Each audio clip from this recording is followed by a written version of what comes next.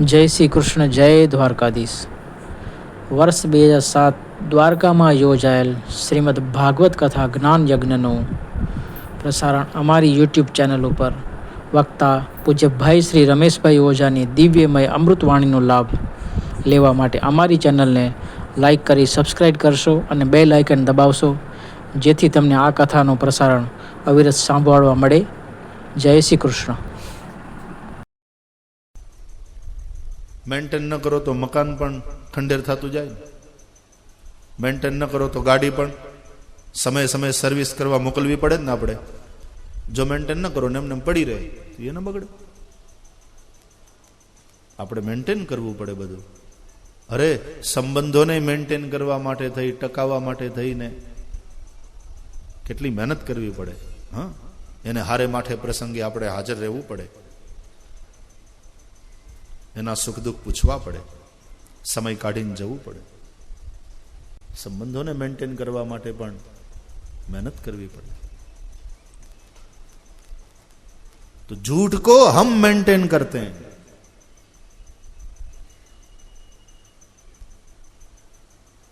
જ્યારે સત્ય આપણને મેન્ટેન કરે છે. झूठ को हमें संभालना पड़ता है जबकि सत्य हमको संभालता है.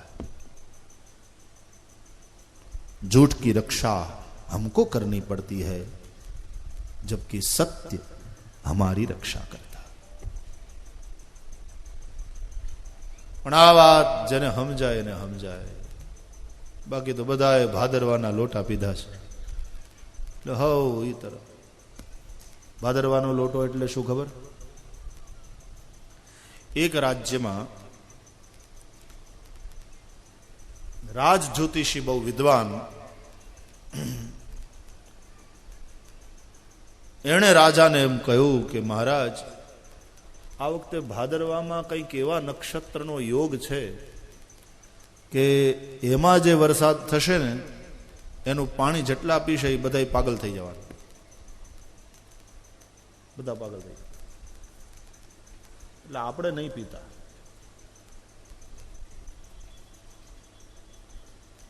તો રાજ જ્યોતિષી ને રાજા બે ન પીધું, બાકીના બધાને ખબર નહીં, બધાએ પીધું ને પાગલ થયા. હવે આખું ગામ પાગલ, રાજ્યની બધી જનતા પાગલ ને ગાંડા ગદોડે હોવ.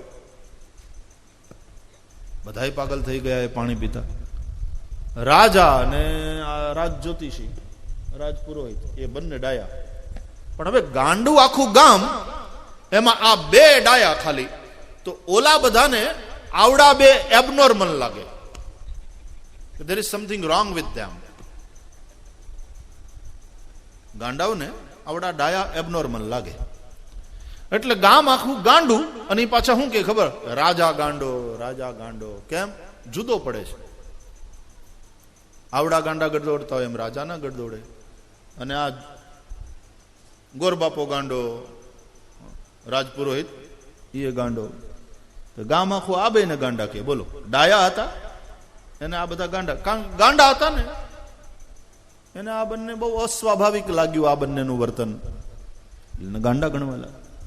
અને ખરેખર જે લોકો બેઈમાની કરે છે, ડગલે ને પગલે જૂઠ જૂઠ જૂઠ, હા, ખોટું ને ખોટું, ખોટામાં જ જીવે છે, એ જયારે કોઈક સત્યવાદી હોય ને અને સત્યને જ માર્ગે ચાલતો, ઈમાનદારીને માર્ગે ચાલતો, એટલે એને ગાંડો જ કે. ક્યાં જમાનામાં જીવે? ગાંડો છે. એબનોર્મલ લાગે. પછી તો બધા ગાંડાઓએ ભેગા મળીને ગામ આખું ગાંડું. તો હવે નક્કી કર્યું કે આ રાજા ગાંડો છે, એને સલાહ આપનારો જ્યોતિષી ગાંડો છે, અને ગાંડાઓને રાજ કરવાનો અધિકાર નથી. આ ગાંડો રાજા જો રાજ કરશે તો બધું નાખશે ખાડે. માટે આને હટાવો. સેનાપતિ ભાદરવાનું પી ગયો હતો. જયારે બધા આક્રમણ કરવા આવ્યા, આને હટાવો એટલે રાજાએ તરત તાળી વગાડી, સેનાપતિ, અરે અટકાવો આ બધાને. પણ સેનાપતિએ ભાદરવાનું પીધેલું. એટલે સેનાપતિને એમ થયું કે નહીં, ગાંડો રાજા છે, પ્રજા સાચું કે છે. એટલે પછી બધાએ બળવો કર્યો, પ્રજા એ બધા ગાંડાઓએ ત્યાં આક્રમણ કર્યું, સેનાપતિ ગાંડો, સૈનિકો ગાંડા. એટલે રાજા ગભરાણો કે હવે શું થાય. જ્યોતિષીને કહ્યું, મહારાજ શું કરવું, હવે આનો ઉપાય શું? આપણી સેના આપણી નથી રહી, આપણો સેનાપતિ આપણો નથી રહ્યો, હવે આ બધા ગાંડાઓ ભેગા મળીને આપણને ગાંડા ગણે છે અને આ માર્યા વગર નહીં રહે, હવે શું કરવું? એટલે જ્યોતિષી મહારાજે કહ્યું કે મહારાજ બીજો કોઈ ઉપાય નથી, મેં ભાદરવાનો એક એક લોટો તમારા માટે ને એક લોટો મારા માટે તૈયાર રાખ્યો, આપણે પી જાઓ, એની પાર્ટીમાં ભળી જાઓ, બસ એ જ ઉપાય છે. એટલે ભાદરવાનો એક લોટો રાજા પી ગયા, એક લોટો પછી જ્યોતિષી પી ગયા, અને પીધા ભેગા એ બે ગાંડા ગદડવા માંડ્યા. એટલે ગામની બધી જનતા કે હાજો થઈ ગયો, હાજો થઈ ગયો, હાજો થઈ ગયો, હવે રાજ કરવા દો, હવે રાજ કરવા દો, હવે વાંધો નહીં, હવે રાજા બરાબર થઈ ગયો. ये है दुनिया का दस्तूर. पूरी दुनिया जब झूठ की ओर जा रही है, पूरी दुनिया जब बेईमानी कर रही है, तो जो ईमानदार लोग हैं, जो सत्य के पथ पर चलते हैं, वो बड़े एबनॉर्मल लगते हैं. उन्हें एम लागे कि आ लोकोमां कंईक गड़बड़ छे, એને સત્યનો રોગ લાગ્યો છે, એમ લાગે એને સત્યનો રોગ લાગ્યો, એને ઈમાનદારીનો રોગ લાગુ પડ્યો. અમે બધા તો સ્વસ્થ છીએ, એ લોકોને એવું લાગે, અને પછી એને જીવવા દેતા નથી. એટલા માટે જે સત્યને માર્ગે હોય છે ને એને દુનિયા દુખી બહુ કરે. પછી શ્રી રામ હોય, રાજા હરિશ્ચંદ્ર હોય કે ગાંધી બાપુ હોય, હા, જે સત્યને માર્ગે છે, જે નીતિ અને ન્યાયને માર્ગે છે, એને દુનિયા પછી દુખી બહુ કરે. પણ એમાં જે ટકી ગયા એ મહાપુરુષોને આપણે આજે વંદન કરીએ છીએ. બાકી જો ટકી ન શકે પછી એ ભાદરવાનો લોટો પી લે, બીજો ઉપાય શું? હાલો ભાઈ, હવે આપણે તો અંતે તો જીવવું છે ને સમાજમાં, ને આપણને રૂપિયા તો જોઈએ જ છે.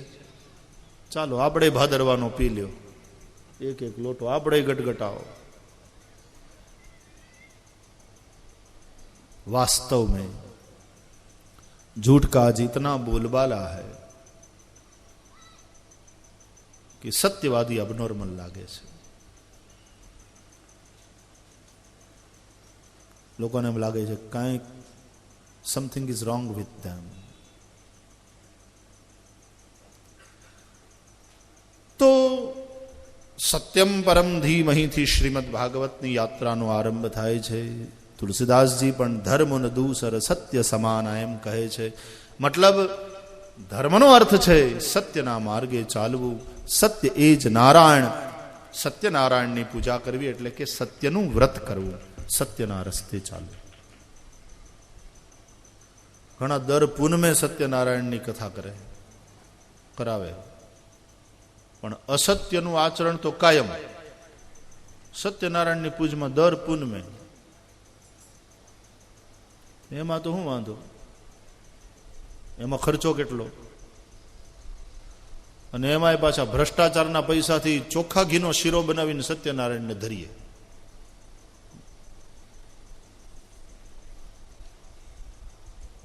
અશુદ્ધ પૈસાથી લીધેલા શુદ્ધ ઘી વડે કરીને બનાવવામાં આવેલા શીરાનો ભોગ પ્રભુને લગાવી કારવીને, થાળ ગાય કારવીને, આરતી ઉતારી કારવીને પછી એ પ્રસાદ આપણે જમી જઈએ અને સંતોષ લઈએ કે અમે સત્યનારાયણનું વ્રત કર્યું.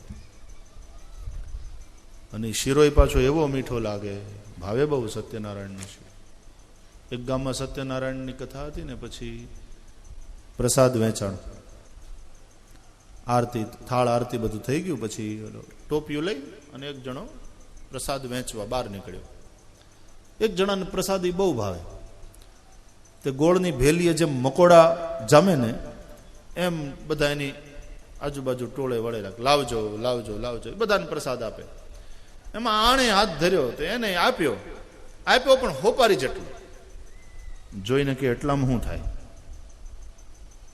પછી એને એમ થયું કે હવે આટલા બધા લોકો ટોળે વળીને ઊભા છે હાથ લંબાવીને, એમાં આ વેચવા વાળાને ક્યાં ખબર છે કયો હાથ કોનો. તો જમણા હાથમાં પ્રસાદ એને મળેલો, એને આમ પાછળ છુપાયો અને ડાબો હાથ પાછો ધર્યો, લાવજો એ ભાઈ પ્રસાદ આપજો બાપા. હવે એને તો શીરો જ ખાવો હતો ને, એટલે ડાબે હાથે ન લેવાય કે આ વખતે કેવું કઈ તો હોય નહીં, ડાબો હાથ ધર્યો, લાવજો લાવજો. હવે ઓલો પ્રસાદ વેચવા વાળો બધાને વેચતા વેચતા વેચતા જ્યાં આની પાસે પોગ્યો ત્યાં પ્રસાદ પૂરો થયો. એટલે ટોપિયામાં પૂરો થયો અને જમણા હાથમાં હતો નહીં, વાહ આમ છુપાવી હાથને ઊભો તો એક કૂતર્યું આવ્યું, ખાઈને વયું ગયું, થેન્ક યુ કહીને કે કેવો ભલો માણસ છે, જો નહીં તો અમારા કૂતરાનું કોણ. પણ અમને પ્રસાદ મળ્યો, ચોખા ઘીનો શેરો, કૂતરું ખાય, જીભ ચાટતું ચાટતું વયું ગયું થેન્ક યુ કહીને. બહુ લાલસા રાખે ને પછી બે કોરથી લટકે. પ્રસાદ તો એક કણિકા માત્ર હોય તો એ ઘણું થઈ પડે ને. પણ અશુદ્ધ પૈસાથી આપણે શુદ્ધ ઘી લઈ પછી એમાંથી શીરો બનાવી અને અસત્યથી કરેલી કમાઈને આપણે સત્યનારાયણની પૂજામાં લગાવીએ, આ ધર્મ છે કે આ દંભ છે? ખરા અર્થમાં જો ધર્મ વધશે તો ધન વધશે, ધર્મ વધે તો ધન વધે. અને ત્યાં ધર્મનો અર્થ સત્ય, ઈમાનદારી એવો કરવાનો. ધર્મ વધે તો ધન વધે, ધન વધે તો મન વધી જાય, મન વધે તો પછી મહિમા વધે, અને બધું વધત વધત વધ જાય. તો કોઈએ મને કહ્યું કે શું ધર્મ વધતા ધન વધે છે? વધતું હોય એવા ઘણા કારણો મળે છે, એવા ઘણા તર્ક આપણને પ્રાપ્ત થાય છે અને એનાથી એમ લાગે કે વધતું જ હોય. પણ કદાચ આજના જમાનામાં એ ગળે ન ઉતરે, ઘણાને ગળે ન ઉતરે કે એ જમાના ગયા, આ સત્યવાદી હરિશ્ચંદ્રના જમાના નથી. તો મારે એમ કહેવાનું કે એક વસ્તુ તો ચોક્કસ છાતી ઠોકીને કહી શકાય કે ધર્મ વધતા ધન વધશે કે નહીં વધે એ વાત જવા દો, પણ જો ધર્મ વધશે તો ધનની આસક્તિ ઓછી થશે, આ પાક્કું. ત્યારે ધનની આસક્તિ ઘટે છે, આ વાત 100% સાચી છે. ત્યારે માણસ ધનને માટે થઈને બેઈમાની નહીં કરે, ખોટું કામ નહીં કરે, અને જે મળ્યું હશે એમાં આસક્તિ નહીં એટલે એનો સદુપયોગ કરશે, એને પ્રભુ કાર્યમાં લગાડશે. જનતામાંથી કમાણા છે તો જનહિતના કાર્યોમાં વળી પાછું ત્વદીયમ વસ્તુ ગોવિંદ તુભ્યમેવ સમર્પય વાળી વાત. અને એ પણ અભિમાન નહીં કરતા કે ઠાકોરજીનું છે, ઠાકોરજીની સેવામાં લગાડ્યું પૂરી દીનતા સાથે. ત્વદીયમ વસ્તુ ગોવિંદ, હે गोविंद ये तुम्हारी ही चीज है और तुम्ही को हम दे रहे. તો ધર્મનો હેતુ અર્થ નથી, મોક્ષ છે. ધર્મ દ્વારા અર્થની પ્રાપ્તિ નથી કરવાની, ધર્મ દ્વારા મોક્ષની પ્રાપ્તિ કરવાની. મોક્ષ એટલે મુક્તિ, મોચનમ મોક્ષ, મુક્તિ એટલે કે આસક્તિથી મુક્તિ, અહંકારથી મુક્તિ, વ્યસનોથી મુક્તિ. મોક્ષ બધા અર્થમાં લઈ શકાય. આપણા સંતો કહે છે મોક્ષ એટલે મોહ એટલે મોહ, ક્ષ એટલે ક્ષય, મોહનો ક્ષય એ મોક્ષ. तुलसीदास जी कहते हैं मोह सकल व्याधिन कर मूला, मोह ही सब व्याधियों का सब समस्याओं का मूल है. रामायणમાં રાવણ મોહનું પ્રતીક છે, એ મુખ્ય શત્રુ છે. મોહ દશમૌલી, મોહ એટલે રાવણ.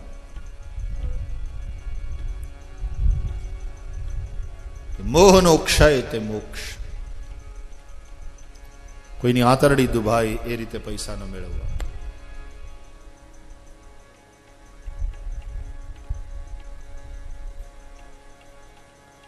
કોઈને બળજબરીપૂર્વક એના અધિકારથી વંચિત કરીને પૈસા ન મેળવવા. એ સંપત્તિ અંતે વિનાશ નો તરશે.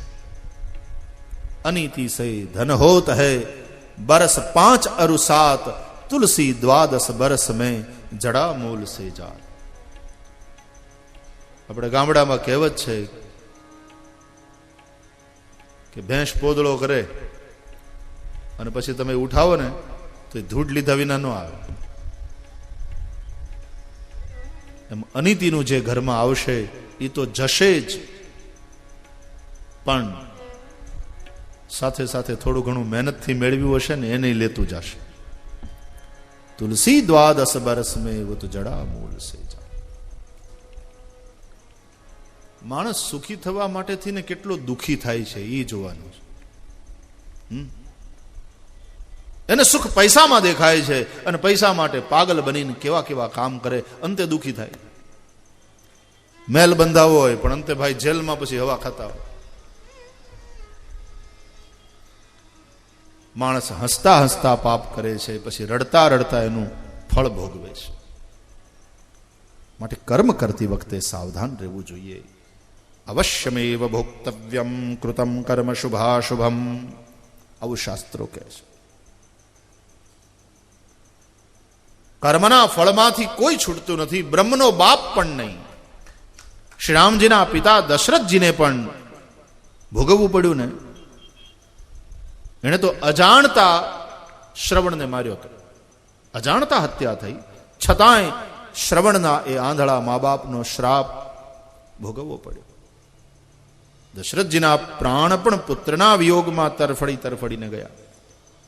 પણ દશરથજી સજ્જન છે, વેદને માર્ગે ચાલનારા છે, એટલે થયું શું કે મરવું પણ ધન્ય થઈ ગયું, એનું મરણ સુધરી ગયું. કારણ કોઈ સાધારણ લૌકિક પુત્રના આસક્તિને લઈને જો એના વિયોગમાં તડફડી તડફડીને પ્રાણ ગયા હોત તો એની દુર્ગતિ થઈ હોત.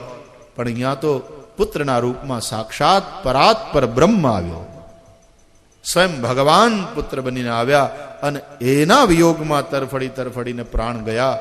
દશરથજીનું મૃત્યુ સુધરી ગયું. જો ધર્મ કર્યો હશે ને, ધર્મના માર્ગે ચાલ્યા હશો ને, તો કદાચ અજાણતા આવું એકાદ પાપ થઈ જાય તો એની સજા તો ભોગવવી પડે, પણ એ સજા પણ કલ્યાણકારી હશે. આ પાક્કું. ગીતામાં ભગવાન કહે છે, નહીં કલ્યાણકૃત કશ્ચિત દુર્ગતિમ તાત ગચ્છતિ. કરેલો ધર્મ નિષ્ફળ જતો નથી, કોઈક ને કોઈક રીતે એનું ફળ મળશે. એટલે જ કહે છે કે જ્યારે દશરથજીને શ્રાપ આપ્યો ને શ્રવણના આંધળા મા બાપે, ત્યારે દશરથજી સાંભળીને રાજી થયા હતા. નહીં તો શ્રાપ મળે એટલે માણસ દુઃખી થાય, પણ દશરથજી રાજી થયા હતા કે આણે એમ કહ્યું કે હે રાજા, જેમ અમે અમારા દીકરાના વિયોગમાં તરફડી તરફડીને મરીએ છીએ, એમ તારે પણ પુત્રના વિયોગમાં તરફડી તરફડીને મરવું પડશે. 4 દીકરા હોવા છતાં તું મરીશ ત્યારે સરજુ જળની ચમચી તારા મોઢામાં મૂકવા માટે તારી પાસે કોઈ હાજર નહીં હોય. તારે પણ પુત્રના વિયોગમાં તરફડી તરફડીને મરવું પડશે. આ શ્રાપ સાંભળ્યો ત્યારે દશરથજી રાજી થયા હતા, કારણ કે દશરથજીને ત્યાં એ વખતે કોઈ સંતાન નહોતું. દશરથજીને એમ થયું કે આ જો શ્રાપ સાચો પડે તો એનો મતલબ એમ થાય કે મારે દીકરો તો થશે. દીકરો જ ના હોય તો દીકરાના વિયોગમાં તરફડીને મરવાની વાત ક્યાં આવે? અને એ સત્ય થયું. 4 પુત્ર થયા. સદગુરુદેવની કૃપા, ભગવાન સ્વયં પુત્ર બનીને આવ્યા અને ભગવાનના વિયોગમાં મૃત્યુ થયું. દશરથજીનું મરણ સુધર્યું. તમે જો ધર્માચરણ કર્યું હશે, તમે સાચા માર્ગે ચાલ્યા હશો, ક્યારેક અજાણતા એકાદ પાપ પણ થઈ ગયું હશે તો એની સજા તો ભોગવવી જ પડશે, પણ એ સજા પણ કલ્યાણકારી હશે. આ પાક્કું. નહીં કલ્યાણકૃત કશ્ચિત દુર્ગતિમ તાત ગચ્છતિ. કલ્યાણના કામો કરનારો એને દુર્ગતિ ક્યારેય ન થાય. માટે કર્મ કરતી વખતે માણસ સાવધાન રહે. તો ધર્મ દ્વારા મોક્ષ પ્રાપ્ત કરવાનો છે, અર્થ નહીં. અર્થ દ્વારા ધર્મ પ્રાપ્ત કરવાનો છે. અર્થનો હેતુ ધર્મ છે, કામ નહીં. પૈસા એટલા માટે જ નહીં કે આપણી કામના હોય સારા મકાનની, સારા કપડાની, સારું ખાવાની, સારી મોટર કારની. કામનાઓની પૂર્તિ માટે જ માત્ર અર્થ એટલે પૈસો નથી, પણ અર્થ દ્વારા ધર્મ કમાવાનો છે. ભાઈ મકાન તો એક જ જોઈએ ને, કે 4 ભાઈ હોય ને 4 નોખા થાય, 4 ને 4 બંગલા જોઈએ. પછી કેટલું, કેટલી મોટર કાર ગમે એટલી હોય, બેહવાના તો એક સમય એક જ માં જ. ભર્યા ભંડાર હોય કોઠારમાં, ખાવાના કેટલું જોઈએ ખાવા માટે? 4 રોટલી, 3, 2. આવક વધતી જાય એમ રોટલી ઘટતી જાય છે લગભગ. અનુભવ આવા છે. આવક વધે એમ કઈ ખાવાની રોટલીની સંખ્યા નથી વધતી, ઉલટાની ઘટતી જાય. કેટલું જોઈએ ખાવા માટે? જીવનની જરૂરિયાતો જે છે એને માટે તો બહુ ઓછા પૈસાની જરૂર છે, પણ બીજું બધું આપણે એટલું બધું વધારી દીધું ને, એમાં ખોટા ખર્ચા બહુ વધ્યા.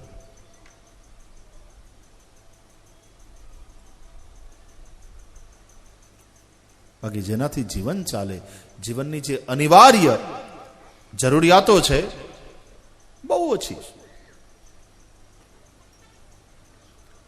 તો બાકીનું ધન એટલે પરમાર્થમાં લગાવો. ધનથી ધર્મ કમાવાનો છે, ધર્મથી ધન નહીં, પણ ધનથી ધર્મ કમાવાનો. એ અર્થને જો પરમાર્થમાં લગાડશું તો એના દ્વારા આપણને ધર્મ મળશે, ધર્મ કમાઈશું. એટલે ધર્મથી ધન નથી કમાવાનું, ધનથી ધર્મની કમાણી કરવાની.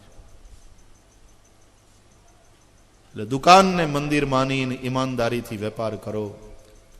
પૂજ્ય ડોંગરે બાપા કહેતા, ગ્રાહકમાં પણ ભગવાન છે. આવા ભાવથી જો વેપારી વેપાર કરે ઈમાનદારી સાથે, તો એનો વેપાર પણ ભગવાનની ભક્તિ છે, એ ભજન જ છે.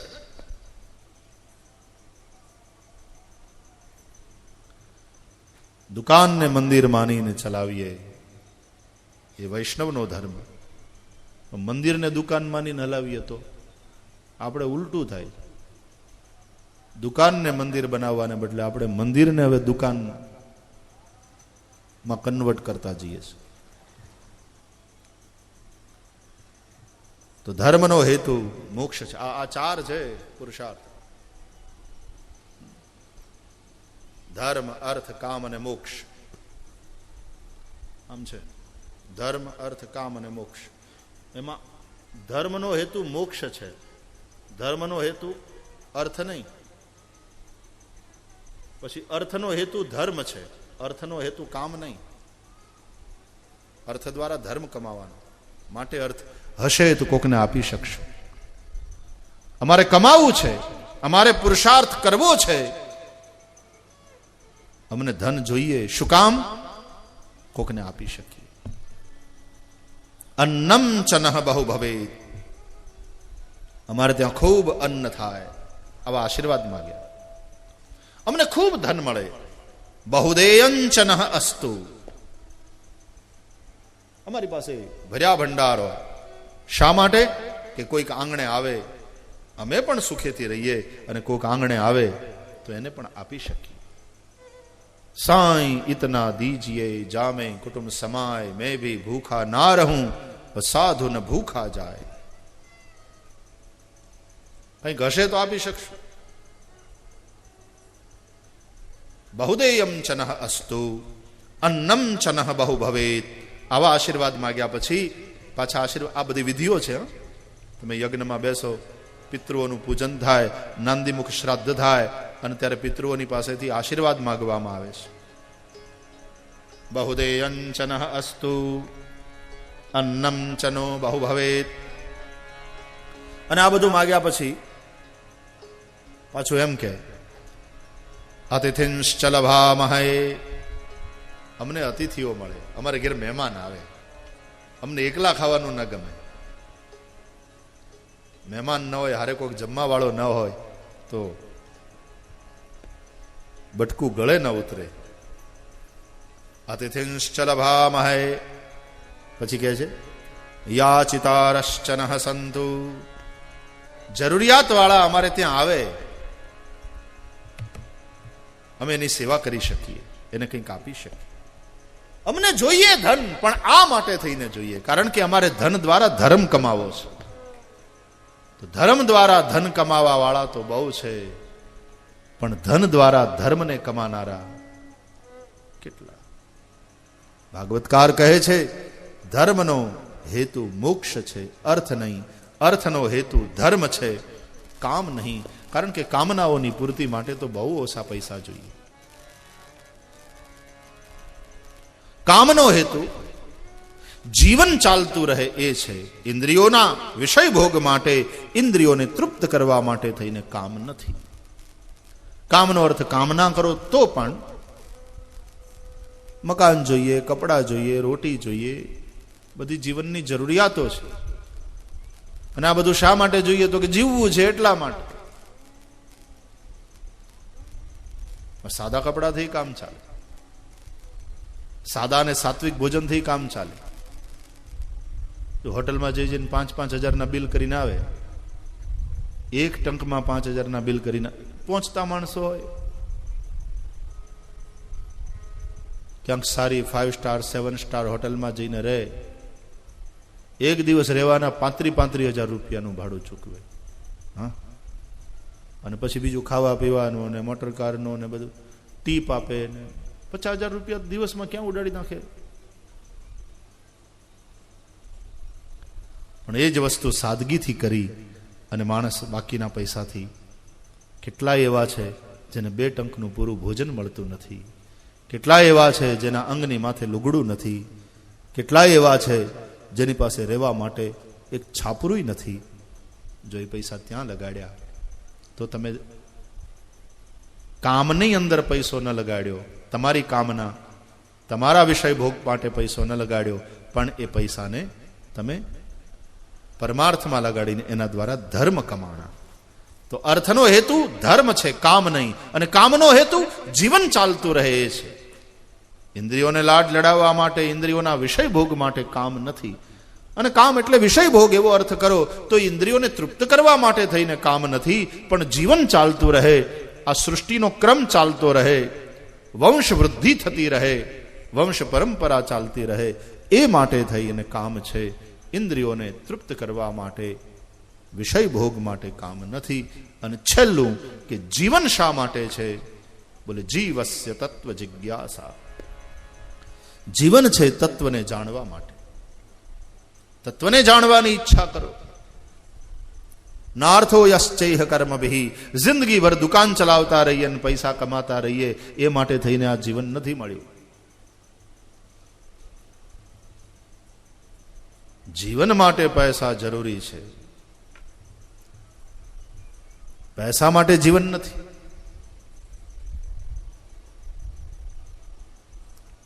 પૈસો સાધન જરૂર છે, પણ પૈસાને સાધ્ય ન બનાવશો. સમાજ જ્યારે પૈસાને સાધન સમજવાને બદલે સાધ્ય સમજી બેસે છે, ત્યારે સમાજમાં પૈસાને લઈને અનેક ઉપદ્રવો થાય છે. પૈસો સાધન છે, સાધ્ય નથી. પૈસો પ્રારબ્ધમાં હશે તો મળશે, એને માટે પુરુષાર્થ જરૂર કરો, પણ પાપ શા માટે કરો?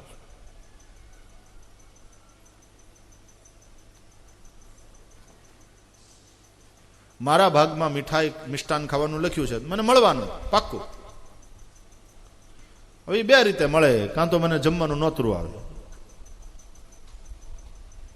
અને બુંદીના લાડવા પીરસાય, કાં તો ઘરે બનાવું તાકાત હોય તો, અને કાં તો કોકને ત્યાં બુંદીના લાડવા હોય ત્યાં એને થપાટ મારીને એની પાસેથી આંચકી લઈને ખાઈ જાઓ. ભાગ્યમાં બુંદીના લાડવા હતા એટલે મળ્યા, ખાધા. પણ ખાવાના પ્રકાર અલગ અલગ છે, तरीका अलग अलग. या तो किसी ने प्रेम से बुलाया और जिमाया और मिष्टान मिला, જય શ્રી કૃષ્ણ. શ્રોતાજનો, આ કથા ગંગાનો અવિરત લાભ લેવા માટે જોડાયેલા રહો અમારી ચેનલ સાથે. ચેનલને લાઈક કરી, સબસ્ક્રાઈબ કરી, શેર કરજો અને બેલ આઇકન દબાવશો. જય શ્રી કૃષ્ણ.